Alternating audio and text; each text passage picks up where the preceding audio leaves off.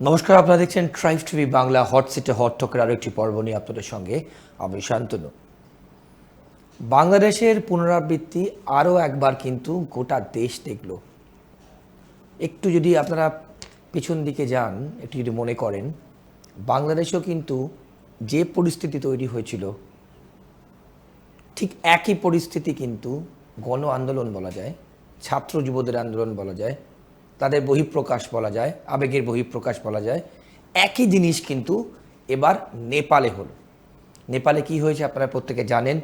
থমথমে পরিবেশ পরিস্থিতি এই মুহূর্তে গোটা কাঠমান্ডুতে, স্কুল বন্ধ, দোকানপাট বন্ধ, এবং সেখানে ইতিমধ্যেই স্বরাষ্ট্রমন্ত্রী রমেশ লেখক রিজাইন করেছেন এবং ধুন্ধুমার পরিস্থিতি।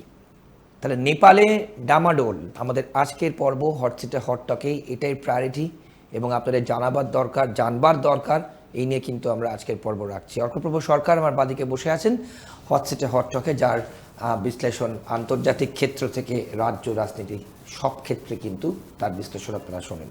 অর্কদা, আপনাকে স্বাগত আজকের পর্বে। নেপালে ডামাডোল, কাঠমান্ডুতে কি হচ্ছে অর্কদা, বাংলাদেশের পুনরাবৃত্তি একটু জানতে চাইব আপনার কাছে বিস্তারিতভাবে। জেন জি এবং এই যে এত ছাত্র যুব রাস্তায় নেমে যে আন্দোলন করছে, এর বেস কি, রুট কি? প্রথম কথা, এই প্রতিবেদন যখন দর্শকরা দেখবেন তখন অনেক ঘটনা ঘটে যাবে। আমি মূলত যে কারণগুলো এই স্বতঃস্ফূর্ত বিক্ষোভের পিছনে আছে সেগুলোই বলছি। বেশ। জেন জি বা জেন জেড বলতে বোঝানো হচ্ছে যাদের বয়স 13 থেকে 28-এর মধ্যে, যারা ওই 1997 থেকে 2010-11-র মধ্যে জন্ম নিয়েছে। সেই প্রজন্মই এই আন্দোলনের মুখ্য ভূমিকা নিয়েছে। কিন্তু যে কথাগুলো বলা হচ্ছে যে 28টি সমাজ মাধ্যমকে নিষিদ্ধ করেছে কেপিএস শর্মা ওলির সরকার, জোট সরকার, সেই সিদ্ধান্তের প্রতিবাদেই এই জেন জির রাস্তায় নেমে প্রতিবাদ। এটা একটা কারণ, কিন্তু পুরোটা এটা কারণ নয়। প্রথম কথা, Facebook, x, Instagram, Snapchat, YouTube প্রভৃতি সমাজ মাধ্যম শুধুমাত্র সংবাদ এবং বিনোদনের জন্য তো ব্যবহার হয় না। আজকালকার দিনে এই ডিজিটাল রেভলিউশনের যুগে এই ধরনের সমাজ মাধ্যমের অ্যাপ দৈনন্দিন কথোপকথন, জীবনযাত্রা এবং ব্যবসায়িক কাজকর্মেও খুব ভালোভাবে ব্যবহার করা হয়। এখন প্রশ্ন হলো, এই যে জেন জির মধ্যে এই যে ক্ষোভ, সেটা অনেকদিন ধরে জমছিল, সেই ক্ষোভের বহিঃপ্রকাশ হলো রাস্তায়। এবার বিষয়টার গভীরে দেখতে হবে। আমরা যেটা দেখছি, নেপালের প্রধানমন্ত্রী হেলিকপ্টারে কাঠমান্ডু থেকে নাকি দুবাইয়ের উদ্দেশ্যে চলে রওনা দিয়েছেন। প্রধানমন্ত্রীর বাসভবন আক্রান্ত হয়েছে। নেপাল ব্যাংকে, যেটা আমাদের রিজার্ভ ব্যাংকের মতো, তার গভর্নরের বাড়ি আক্রান্ত হয়েছে। নেপালি সংসদে ঢুকে পড়েছে। মাওবাদী নেতা পুষ্প কমল দাহাল ওরফে প্রচণ্ডর বাড়ি আক্রান্ত হয়েছে। এগুলো কেন হচ্ছে? 21 জন এখনো পর্যন্ত লাস্ট আপডেট। অনেকে ইস্তফা দিচ্ছেন। নেপালি কংগ্রেসের মধ্যে বিদ্রোহ হচ্ছে। শেরবাহাদুর দেউবার বাড়িতে আক্রমণ হয়েছে। মনীষা কৈরালার খুড়তো দাদু, যিনি নেপালি কংগ্রেসের একজন বড় মাপের নেতা, তিনি তার ঘনিষ্ঠ অনুগামীদের পদত্যাগ করতে বলেছেন। এই ঘটনাগুলো ঘটছে কেন? ফিরে যেতে হবে আজ থেকে প্রায় 2.5 দশক আগে। 2001 সালে নেপালে রাজপরিবারে একটা ষড়যন্ত্র হয়।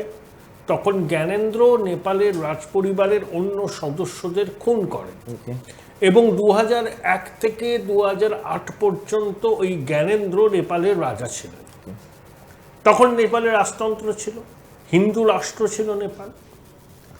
এই প্রেক্ষিতে রাজতন্ত্রের অবসান, গণতন্ত্র এবং ধর্মনিরপেক্ষতার দাবিতে পুষ্পকমল দহাল ওরফে প্রচণ্ডর নেতৃত্বে মাওবাদীরা আন্দোলন শুরু করে। মূলত মাওবাদীদের আন্দোলনের চাপে পড়ে জ্ঞানেন্দ্র ইস্তফা দিতে বাধ্য হন। তিনি দেশ ছেড়ে পালিয়ে ইউরোপে চলে যান। তারপর নেপালে যে কত প্রধানমন্ত্রী হয়েছে, ওটা তো মিউজিক্যাল চেয়ারের মতো, সরকার কখনোই স্থায়ী হয়নি। প্রচণ্ড ক্ষমতায় গেছেন, এখন কেপিএস শর্মা ওলি গেছেন। অনেক নাম, সেই নামগুলো মনে নেই। 8 থেকে 2026 সেই 17-18 বছরে একদম মিউজিক্যাল চেয়ারের মতো নেপালে পালা পরিবর্তন হয়েছে। সিপিএন মাওয়িস্ট সেন্ট্রাল, যার নেতা হচ্ছে প্রচণ্ড, এবং নেপালি কংগ্রেস, তারা সংবিধান সংশোধন করে রাজতন্ত্রের থেকে গণতন্ত্রে এসছে এবং হিন্দু রাষ্ট্র থেকে প্রজাতন্ত্রে এসছে, ধর্মনিরপেক্ষতার কথা বলছে। এখন এই জ্ঞানেন্দ্র 2025 মার্চ মাসের শেষের দিকে কাঠমান্ডুতে আসেন। তাকে নারায়ণ ইতি আন্তর্জাতিক বিমানবন্দরে বিপুল মানুষ স্বাগত জানান। তখনই একটা সংঘর্ষ হয়, 3 জন মারা যায়। নেপালের মানুষের দাবি উঠতে থাকে যে আর গণতন্ত্র আর এই ধর্মনিরপেক্ষতা নয়, নেপাল আবার ফিরে যাক তার সাবেক রাজতন্ত্রে এবং হিন্দু রাষ্ট্রে। রাষ্ট্রীয় প্রজাতান্ত্রিক পার্টি বলে রাজপরিবারের ঘনিষ্ঠ একটা দল আছে, তাদের নেতা দুর্গা প্রসাদ, সে অতীতে মাওবাদী কমান্ডার ছিল, এখন সেই দলটার নেতা। এই যে স্বতঃস্ফূর্ত ছাত্র বিক্ষোভ বা জেনজি বিক্ষোভ, এর পিছনে কিন্তু ওই রাষ্ট্রীয় প্রজাতান্ত্রিক পার্টি আছে। আচ্ছা, হ্যাঁ, রাজা ফিরে এসছেন, তিনি একটা ভিডিও বার্তায় নেপালের মানুষকে অনাচারের বিরুদ্ধে সরব হতে বলেছেন। নেপালের মানুষের রাজার প্রতি এক ভক্তি আছে। তারা ওখানে বোধহয় 98% হিন্দু, নেপাল তো হিন্দু রাষ্ট্র ছিল, এবং এই ধর্মনিরপেক্ষতা তকমাটা ছেড়ে তারা আবার সাবেক হিন্দু রাষ্ট্রে ফিরতে চাইছে। এবং এই আন্দোলনটাকে সমর্থন করছে রাজপরিবারের ঘনিষ্ঠ রাষ্ট্রীয় প্রজাতান্ত্রিক পার্টি, যার প্রধান ছিলেন এককালের মাওবাদী কমান্ডার। এখন নেপাল জুড়ে র্যাম্প্যান্ট করাপশন, সর্বস্তরের দুর্নীতি, বেকারত্ব, মূল্যবৃদ্ধি, বিনিয়োগ নেই, টাকার অবমূল্যায়ন, এগুলো নেপালি জনতাকে ক্ষুব্ধ করেছে। তারা মনে করছে এর থেকে আগের রাজতন্ত্রই ভালো ছিল। তাদের ধর্মীয় অনুভূতি, আইডেন্টিটি চ্যালেঞ্জের মুখে পড়েছে। তারা ধর্মনিরপেক্ষতার ধারণাটাকে হজম করতে পারছেন না, কারণ নেপাল কোনো কালেই ধর্মনিরপেক্ষ ছিল না। আবার বলতে গেলে সত্যিকারের অর্থে নেপাল ধর্মনিরপেক্ষ ছিল, কারণ যে রাষ্ট্রের 98% সনাতনী, সেই রাষ্ট্র এমনিতেই ধর্মনিরপেক্ষ। সনাতনীরা সহিষ্ণু, সনাতনীরা উগ্র নয়, সনাতনীরা সবাইকে নিয়ে চলতে পারে, এটা ওয়ে অফ লাইফ। তাহলে নেপাল আগেও ধর্মনিরপেক্ষ ছিল, শুধু হিন্দু রাষ্ট্রটা সরিয়ে কেতাবি পরিভাষায় ধর্মনিরপেক্ষ শব্দটা জোড়া হয়েছে। এটা নেপালে মানুষ পছন্দ করছে না, তাই তারা রাজপথে নেমে এসছে। এবং নেপালে পালা পরিবর্তন অবশ্যম্ভাবী। শোনা যাচ্ছে সেনা আপাতত নিয়ন্ত্রণ নেবে, বিমানবন্দর সেনা নিয়ন্ত্রণে চলে গেছে, এগুলো সব শোনা যাচ্ছে। সেনা শাসন হবে না, সেনা আপাতত স্থিতাবস্থা ফেরানো অবধি হয়তো আইন শৃঙ্খলা পরিস্থিতির নিয়ন্ত্রণে থাকবে। সেনার প্রধান কি কোনো বার্তা দিয়েছেন প্রধানমন্ত্রীকে? আমি সেটা জানি না। প্রধানমন্ত্রী তো পদত্যাগ করতে বাধ্য হবেন এবং তিনি দেশ ছাড়বেন। হ্যাঁ, হয়তো ছেড়েও গেছেন ইতিমধ্যে। এই প্রতিবেদন যখন দেখা হবে সবই জানা যাবে। তো নেপালে একটা ট্রানজিশন হল। আসলে তরুণ প্রজন্ম প্রাতিষ্ঠানিক দুর্নীতির বিরুদ্ধে সরব, তারা শাসন ব্যবস্থায় স্বচ্ছতা চায়। থামাই, দর্শকদের জানাবো প্রধানমন্ত্রী রিজাইন করেছে। হ্যাঁ, এটা খুব স্বাভাবিক। হ্যাঁ, উনি দেশত্যাগী হবেন, সম্ভবত দুবাইয়ে যাবেন।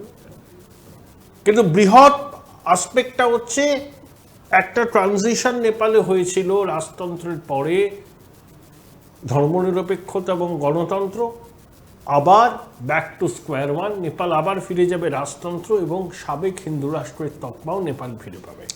এবং এটা নেপালের সাধারণ মানুষের আকাঙ্ক্ষা, চাহিদা। এই আকাঙ্ক্ষা এবং চাহিদাকে মান্যতা দিতেই হবে। বাংলাদেশের ঘটনার সঙ্গে এখানকার ঘটনার মৌলিক পার্থক্য আছে। আমি সেটা বিরতির পর পার্থক্য আছে। বাংলাদেশে 15 বছর ধরে আওয়ামী লীগের শাসন ছিল, আপেক্ষিকভাবে স্থায়ী সরকার ছিল। আওয়ামী লীগ আর তার সহযোগীরা মিলে। নেপালে তো তা হয়নি, প্রধানমন্ত্রীর কুর্সি নিয়ে মিউজিক্যাল চেয়ার হয়েছে। তাহলে স্টেবিলিটি হয়নি, গণতান্ত্রিক কাঠামোগুলো মজবুত নয়, এত অনিশ্চয়তা, এত অস্থিরতা, এটা নেপালের মানুষ নেবে কেন? বাংলাদেশে একটা মনোপলি ছিল আওয়ামী লীগের, সেখানে দুর্নীতির প্রাতিষ্ঠানিকীকরণ হয়েছে। কোটা বিরোধী আন্দোলন থেকে সরকার বিরোধী আন্দোলন, যে মুক্তিযোদ্ধাদের কোটা ছিল চাকরিতে 35%, সেই কোটা বিলুপ্ত হয়েছিল। তারপরেও সেটা কোটা বিরোধী আন্দোলন থেকে হাসিনা বিরোধী আন্দোলনে ট্রান্সফার করে। কিন্তু বাংলাদেশে 2009 থেকে 24 রাজনৈতিক অস্থিরতা ছিল না। নির্বাচনে বিএনপি পার্টিসিপেট করেনি, নির্বাচনকে প্রহসন বলা হয়েছে, কিন্তু বিগত 15 বছরে সরকারের পতন হবে কেউ তখন ভাবেনি। কিন্তু নেপালে কে প্রধানমন্ত্রী, কতদিন থাকছেন, এটাই মানুষ জানতো না, এতটাই অস্থিরতা। আমরা বিরতি নেব, বিরতির পর যখন ফিরে আসব, নেপালে এই মুহূর্তে যা পরিস্থিতি, সাংঘাতিক পরিস্থিতি, আরও বিস্তারিত আলোচনা অর্কপ্রভু সরকার আপনাদের সামনে তুলে ধরবেন, আরও অনেক তথ্য তুলে ধরবেন, এবং ভারত নেপাল সীমান্ত, ভারত নেপালের সম্পর্ক ভবিষ্যৎ কি হতে পারে এই নিয়ে আলোচনা করব। হটসিটে হটটকের ছোটার বিরতির পর ফিরে আসছি, কোথাও যাবেন না, সঙ্গে থাকুন। বিরতির পর ফিরে এলাম, আপনারা দেখছেন হটসিটে হটটক। লন্ডভন্ড কাঠমান্ডু, নেপালে ডামাডোল, আজকের পর্ব কিন্তু সেটা নিয়ে আমরা আপনাদের সামনে রাখছি বিশ্লেষণ, বিস্তারিত বিশ্লেষণ রাখছি। অর্কপ্রভু সরকার আমাদেরকে বসে আছেন। অর্কদা, বিরতির আগে আপনি বলছিলেন, তা আমার দুটো প্রশ্ন, যে এই যে বাংলাদেশ, সেখানে কিন্তু সংখ্যালঘু সম্প্রদায়ের মানুষজনের বেশিরভাগ থাকেন। নেপাল কিন্তু হিন্দু রাষ্ট্র, যেটা আপনি বললেন বিরতির আগে। কিন্তু এই যে রাস্তায় বেরিয়ে যুব সমাজের প্রতিবাদ, যুব সমাজের আস্ফোলন, যুব সমাজের আউটবার্স্ট, এটা কি সিম্বলাইজ করছে? সিম্বলাইজ করছে দুর্নীতি হয়েছে, চাকরি নেই, কর্মসংস্থান নেই, মূল্যবৃদ্ধি, বিনিয়োগ নেই, এটাই। আর সরকার দমন পীড়ন করেছে, মত প্রকাশের স্বাধীনতা দেয়নি, প্রতিবাদের আকাঙ্ক্ষাকে কণ্ঠরোধ করেছে। বেশ, এখানে সংখ্যালঘু সংখ্যাগুরু কোনো বিষয় নয়। নেপালে সামান্যতম সংখ্যালঘু আছে, খুবই মার্জিনাল, একদম। এটা এখানে কোনো বিষয় না। বাংলাদেশের সঙ্গে একদম সিমিলার, মানে ওখানে 15 বছরে শেখ হাসিনা সরকারের দুর্নীতি, পরিবারবাদ, স্বজন পোষণ, বিরোধী কণ্ঠস্বরকে রোখা, গুম ঘরে চালান করে দেওয়া, এইগুলো অভিযোগ করেছে। নির্বাচনের নামে বাংলাদেশে প্রহসন হয়েছে, বিএনপি নির্বাচনে অংশ নেয়নি পরপর টানা 2-3টে। নেপালে, বাংলাদেশে তো আপাত স্থায়িত্ব ছিল, টানা আওয়ামী লীগের 15 বছরের সরকার, 2009 থেকে 24।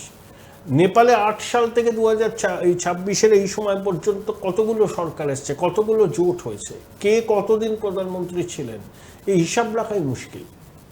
তাহলে রাজতন্ত্রর পতন হওয়ার পর গণতন্ত্র এলো, ধর্মনিরপেক্ষ হলো নেপাল, কিন্তু রাজনৈতিক অস্থিরতা বহুগুণে বেড়ে গেল। বেশ, এবং দুর্নীতিরও প্রাতিষ্ঠানিকীকরণ হলো। রাজতন্ত্রের সময় কি দুর্নীতি ছিল না? ছিল। প্রাসাদ ষড়যন্ত্র কি হয়নি? হয়েছে। কিন্তু নেপালের মানুষ মনে করছেন, যাই হয়ে থাকুক না কেন, বিগত প্রায় 2 দশক ধরে নেপালে যা চলেছে সেটা কফিনের শেষ পেরেক পুঁতে দেওয়ার সামিল। সেই জন্য সমাজ মাধ্যমের নিষিদ্ধ করার বিষয়টাকে সামনে নিয়ে তো আন্দোলনটা এসছে। এটা শুধু সমাজ মাধ্যমকে নিষিদ্ধ করার প্রতিবাদের এই আন্দোলন এতটা দূর যায় না। এর পিছনে যুব সমাজের অনেক কি বলবো, না পাওয়ার কাহিনী, তাদের স্বপ্ন পূরণ না হওয়ার বেদনাও কাজ করেছে।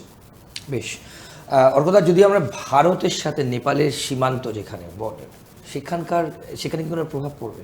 ভারতের সঙ্গে নেপালের সীমান্ত তো অনেকটাই আছে, আমাদের শিলিগুড়ির দিকে আছে, আবার বিহার উত্তরপ্রদেশ সংলগ্ন আছে, গোর্খা রেজিমেন্ট ভারতীয় সেনাবাহিনীতে আছে, নেপাল যেতে গেলে ভিসা লাগে না। নেপাল আমাদের দীর্ঘদিনের সঙ্গী, রামায়ণের যুগ থেকে নেপালের সঙ্গে আমাদের সম্পর্ক। এই কেপিএস শর্মা ওলির সরকার চীনপন্থী ছিল, কারণ নেপালের প্রধানমন্ত্রী শপথ নেওয়ার পর প্রথম বিদেশ সফরটা নেপালে নীতি ছিল যে ভারতে আসা, সেটা না করে বেজিংয়ে গিয়েছিলেন। ইনি চীনপন্থী, চীনের প্রভাব বেড়েছিল নেপালে। পালাবদল হওয়ার পর Bharat wait and watch, South Block পরিস্থিতির দিকে নজর রাখছে। রামায়ণের যুগ থেকে নেপালের সঙ্গে আমাদের সম্পর্ক, যেখানে 98% হিন্দু, আর ভারতবর্ষ তো এই বিশ্বের যেখানে হিন্দু আছে তাদের অভিভাবক, নৈতিক অভিভাবক। নেপালের সঙ্গে সম্পর্ক বাংলাদেশের সঙ্গে সম্পর্ক বা শ্রীলঙ্কার সঙ্গে আমাদের সম্পর্কের নয়।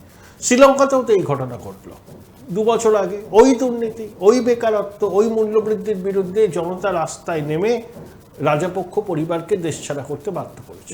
কোনো একটা জায়গা অর্কদা সরকারের প্রতি যে মানুষের ভরসা সেটা চলে যাচ্ছে, দুর্নীতির প্রতিবাদ এইভাবে করতে। ওখানে গণতান্ত্রিক কাঠামোগুলো দুর্বল বলে, ভারতবর্ষের মতো তো নয়। 60 কোটি লোক ভোট দেয় ভারতে। এখানে গণতন্ত্রের ঐতিহ্য একেবারে মাটির গভীরে প্রথিত। যা প্রতিবাদ বিক্ষোভ এখানে হয় গণতান্ত্রিকভাবে, কিন্তু ওই দেশগুলোতে গণতন্ত্রের ভিত অত মজবুত নয়। বাংলাদেশেও নয়, নেপালেও নয়, শ্রীলঙ্কায়ও নয়। এরা গণতন্ত্রের খুব আদি যুগে আছে। তাই গণতান্ত্রিক বোধ ভিক্ষা অতটা মানুষের মনে প্রবেশ করে যেটা ভারতবাসীর মনে আছে। তাই ভারতবাসী যা প্রতিরোধ করে গণতান্ত্রিক পদ্ধতিতে করে। তাই নেপালের সঙ্গে ভারতের সম্পর্ক দীর্ঘকাল ধরে, সেই রামায়ণের যুগ থেকে সম্পর্ক ঠিকই থাকবে। দেখতে হবে নেপালের নতুন ফরমেশনটা কি হচ্ছে। সেনা টেক ওভার করছে, সেনা টেক ওভার করে আবার রাজা সময়ে ফিরে আসছেন, নাকি কোনো অল্টারনেটিভ অ্যারেঞ্জমেন্ট হচ্ছে, এগুলোর দিকে নজর রাখতে হবে। Too early to say. কিন্তু এই যে ভোলাটাইল যে পরিস্থিতি, এটা আমাদের কাছে উদ্বেগের বিষয় অবশ্যই। মানে নেপাল থেকে জঙ্গিরাও ঢুকেছে নেপাল থেকে। ওই কাঠমান্ডু থেকেই দিল্লিগামী বিমান IC-814 ছিনতাই করে কান্দাহারে নিয়ে গেছিল।